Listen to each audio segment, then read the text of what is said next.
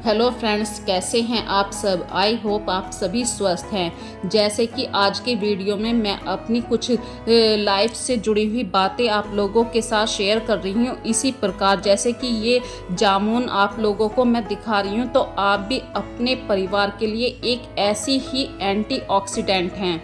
यदि आपको कुछ हो जाता है, आप बीमार भी पड़ जाते हैं, तो आपका घर हिल जाता है। जब आप अच्छे से रहते हैं तो आप अपने परिवार की वो एक मजबूत रीढ़ बन जाती हैं। टाइम से अपने बच्चों को स्कूल भेजना है, कॉलेज भेजना है, यहाँ तक कि अपने हस्बैंड को भी टाइम से आप ऑफिस भेज देती हैं। कंप्यूटर और इंटरनेट के इस दौर में बच्चे किताबों से दूर होते जा रहे हैं। टेक्स्ट बुक के अलावा वो कुछ और नहीं पढ़ते।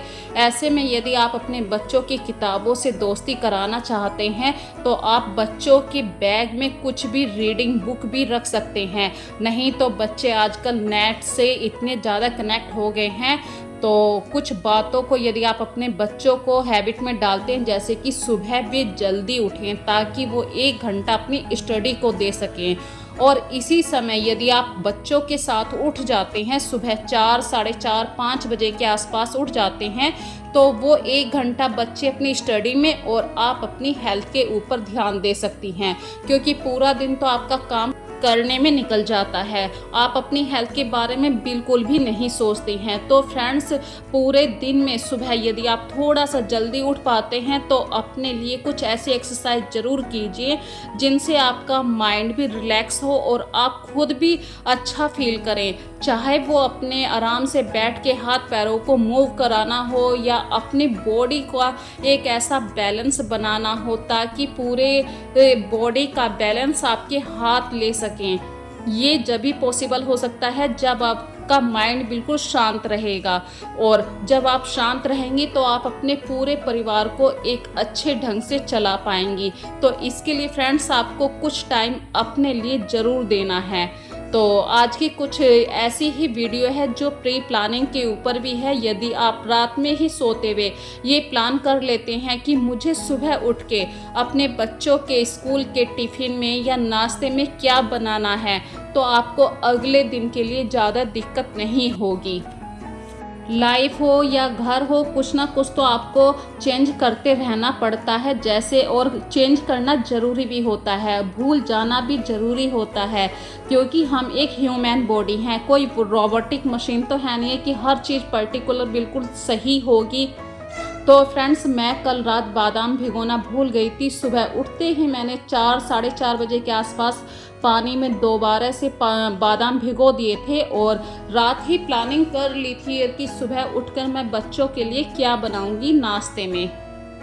तो जब ये हमारे माइंड को कंफर्म रहता है कि सुबह उठ के क्या बनाना है, तो आपको बिल्कुल दिक्कत नहीं होती है और सुबह के सारे काम आपके प्री प्लानिंग होने लगते हैं। जैसे कि सुबह उठकर मुझे सबसे पहला काम होता है अपने ऊपर ध्यान देना, एक्सरसाइज करना, फिर दूध लेकर आना, वो भी गांव से, जो मेरे घर से ऑलमोस्ट 2.5 किलोमीटर की दूरी पर है। फिर वहां से आने के बाद मैं सबसे पहले नहाती हूं और अपने घर में दीपक जलाती हूं। उसके बाद ही मैं चाय बनाती हूं। इस तरीके से सुबह का जो 1 घंटा होता है वो इतना हैक्टिक भी कह सकते हैं, प्री प्लानिंग वाला काम भी होता है यहाँ पे। यदि मैं कुछ भी काम यहाँ पे प्लान से नहीं करूँगी तो मेरा जो सुबह का रूटीन है वो थोड़ा सा डिस्टर्ब हो जाएगा। जैसे कि सुबह को लेट उठी तो दूध नहीं आ पाएगा, और दूध लाने के लिए तो फ्रेंड्स ऑलमोस्ट मुझे आधा घंटा जाने का और आधा घंटा आने का लगता है। और फिर जाके मैं अपने घर के और काम स्टार्ट करती हूँ, क्योंकि ठीक 7 बजे कार्तिक भी स्कूल के लिए चला जाएगा। तो अपने आप को बिल्कुल रिलैक्स होके ही मैं काम करती हूँ। यदि थोड़ी सी भी हड़बड़ाहट हो जाती है या तो मुझसे कुछ नुकसान हो जाएगा। जैसे कि कांच के कंटेनर होते हैं, ऑलमोस्ट ज़्यादातर मेरी किचन में ऐसा ही है, कुछ ना कुछ कप टूट जाना, हड़बड़ाहट में ऐसा ही हो जाता है। तो फ्रेंड्स, रिलैक्स होके काम कीजिए। यदि आप थोड़ा सा जल्दी उठ के काम करते हैं तो तसल्ली से काम होते हैं। और मैं यहाँ पर आप लोगों के साथ एक छोटी सी बात शेयर करना चाहती हूँ। जब आप लोग आलू उबालें तो आपके पास ज़रूरी नहीं है सारे ऐसे एफर्ट्स हों कि आप हर चीज़ का यूज़ कर सकें। तो मेरे पास देखिए आलू को मैश करने के लिए कुछ नहीं था, तो पूरी तारने वाली जो छलनी होती है उसी से मैंने आलूओं को बिल्कुल बारीक सा मैश कर लिया है, क्योंकि आलू अभी बहुत ज़्यादा गर्म थे।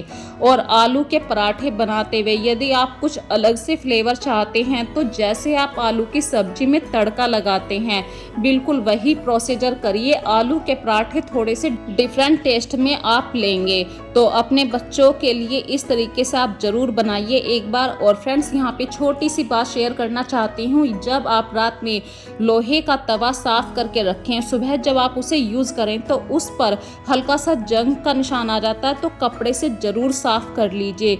ये छोटी छोटी सी बातें होती हैं जिन्हें अक्सर हम भूल जाते हैं, पर यदि हम इन्हें इग्नोर कर देंगे तो कहीं ना कहीं हम अपनी हेल्थ से समझौता कर लेंगे। फिर तो अपनी हेल्थ से बड़ा कुछ भी नहीं है। और सुबह ही सुबह मैं कोशिश करती हूँ कि मेरे बच्चे एक पराठा खाकर ज़रूर जाएं, चाहे पराठा हो, रोटी हो, सब्जी हो। मतलब मैं चाहती हूँ यदि सुबह का नाश्ता वो अच्छा करके जाएंगे तो अच्छा ही उनका दिन होगा। क्योंकि फ्रेंड्स सुबह ही सुबह मैं मानती हूँ कि बच्चों को भूख नहीं लगती है, पर मैं सुबह ही सुबह बच्चों को दूध नहीं देती हूँ। और कार्तिक को ये बहुत बुरी हैबिट है, वो गरम गरम खाना खा लेता है, ठंडा खाना बिल्कुल नहीं खाता है। तो कार्तिक के लिए मैंने एक गर्मा गर्म आलू का पराठा बनाया। अब टाइम हो चुका है कार्तिक के स्कूल जाने का, तो मैं आ गई हूँ उसे नीचे छोड़ने के लिए। ये एक छोटा सा प्यार होता है अपने बच्चों के लिए। इसी तरीके से मेरे फैमिली में जितने भी मेंबर हैं सभी अपने अपने काम पर चले गए हैं। जैसे आस्था कोचिंग चली गई, हस्बैंड भी अपने ऑफिस चले गए। उसके बाद में आकर मैं अपनी किचन का हाल देखती हूँ तो मेरी पूरी किचन फैल चुकी होती है। तो अब मैं सबसे पहला काम जो करूँगी, जैसे कि अपने ऊपर भी ध्यान देना ज़रूरी है। ऐसे नहीं कि बेकार से बाल हो रहे हैं और आप किचन में लग रहे हैं, रात का ट्राउजर्स पहने हुए हैं, रात के नाइट सूट में ही आप किचन में आ गए। तो फ्रेंड्स कुछ बातों के लिए आपको अपने आप को, अपने माइंड को बिल्कुल रिचार्ज रखना पड़ता है। इसी तरीके से कुछ प्लानिंग वाले काम होते हैं। जैसे आज सैटरडे है, मैं वीक में एक बार इस बास्केट को अच्छे तरीके से ज़रूर साफ़ करती हूँ। इसी तरीके से आज सैटरडे है फ्रेंड्स, तो मैं डीप क्लीनिंग के चक्कर में नहीं पड़ूंगी, क्योंकि आज मेरे काम ज़्यादा हैं, टाइम कम है। आज सैटरडे तो मुझे कुछ ग्रोसरी भी लानी है, बाहर मार्केट में जाना है। और ये जो डस्टर का यूज़ कर रही हूँ ये अक्सर इतना मुझे हेल्पफुल मिलने लगी है। इस डस्टर की हेल्प से पहले मैं क्या काम करती थी कि गीले कपड़े से सारे घर की डस्ट को साफ़ करती थी, पर हफ्ते में मैं एक दिन ऐसा भी करती हूँ। एक दिन मैं गीले कपड़े से डस्ट साफ़ करती हूँ तो एक दिन इस डस्टर का भी यूज़ करती हूँ। इस तरीके से जिस दिन मैं इस डस्टर का यूज़ करती हूँ उस दिन मेरा काम थोड़ा सा स्पीडली हो जाता है। और ये डस्टर ऐसा है फ्रेंड्स कि आप इसे हाथ से धो सकते हैं, एक ही दिन के अंदर सूख भी जाता है। तो इस डस्टर की वजह से मेरे काम बहुत हल्के हो जाते हैं। और ये डस्टर इतना हेल्पफुल है कि जो कालीन मैंने बिछा रखी है उस पर भी मतलब अच्छी तरीके से उसे साफ़ कर देता है। छोटा छोटा सा जो रोया होता है उसे भी निकाल देता है और आराम से इसे आप धो सकते हैं। तो मैं जिस दिन भी इस तरीके की डस्टिंग करती हूँ इसको जाके अभी कपड़ों के साथ लगा दूँगी, मतलब हाथ से धो दिया करती हूँ।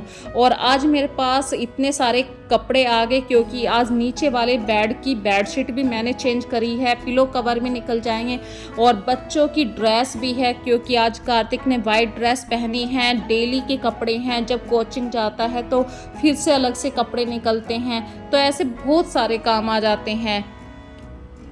और यदि आपको इन कामों से थोड़ी सी बोरियत होती है फ्रेंड्स, तो आप रिलैक्स होके काम कीजिए। इसके लिए एक सॉल्यूशन है कि आप थोड़ा सा म्यूजिक लगा लीजिए। मैं मानती हूँ म्यूजिक की आवाज़ सुन के हमारी इस वीडियो में कॉपीराइट ना आ जाए, तो आप ऐसा म्यूजिक सुनिए। मतलब जब हम वीडियो बनाएंगे जब तो उसकी आवाज़ म्यूट करनी ही पड़ती है, लेकिन म्यूजिक से अक्सर मैंने ये देखा है कि आप बहुत ही तसल्ली से काम करते हैं, रिलैक्स होके काम करते हैं। आपके माइंड में कोई भी फिजूल बात नहीं आती है।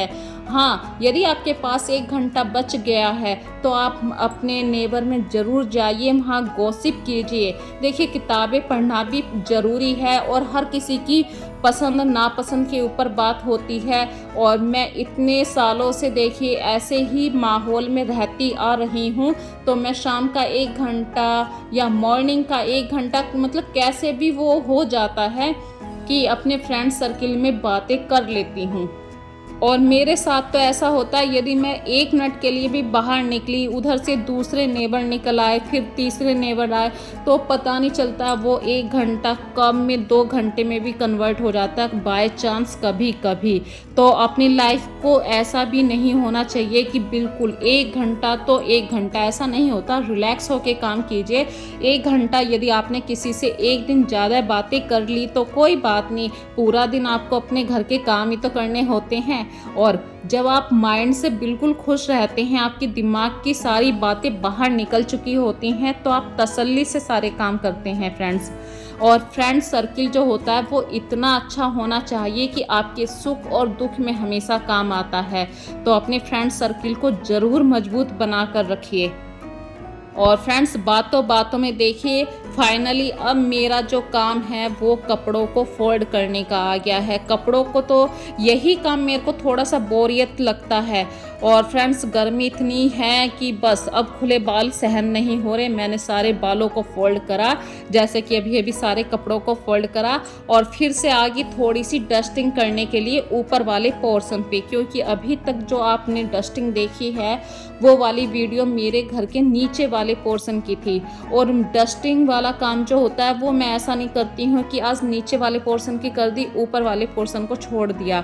मेरा मन नहीं मानता है, और इस डस्टर की हेल्प से तो 5 मिनट में ऊपर का सारा काम मैं फटाफट से निपटा दूंगी।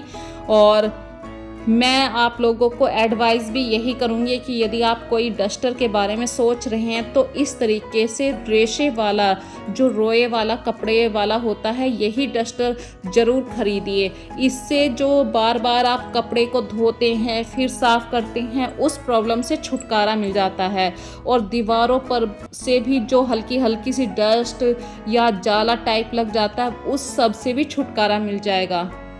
और ज़रूरी नहीं कि डेली ही आप बेडशीट को चेंज करें, ऐसा तो खैर किसी भी घर में नहीं होता है। हाँ, छोटे बच्चे हैं आपके घर में तो बात अलग होती है। तो आज मैंने नीचे वाले बेड की बेडशीट चेंज करी थी, ऊपर वाले बेड की बेडशीट को मैंने सिर्फ ऐसे ही झाड़ दिया। और कपड़ों को मशीन में लगाने के बाद मैं अपने घर के कपड़ों को हाथ से ही धोती हूँ पानी में, इस तरीके से। तो फ्रेंड्स, आज की वीडियो आप लोगों को कैसी लगी मुझे कमेंट सेक्शन में ज़रूर बताना। फिर मिलेंगे एक नई वीडियो के साथ, नए कॉन्सेप्ट के साथ।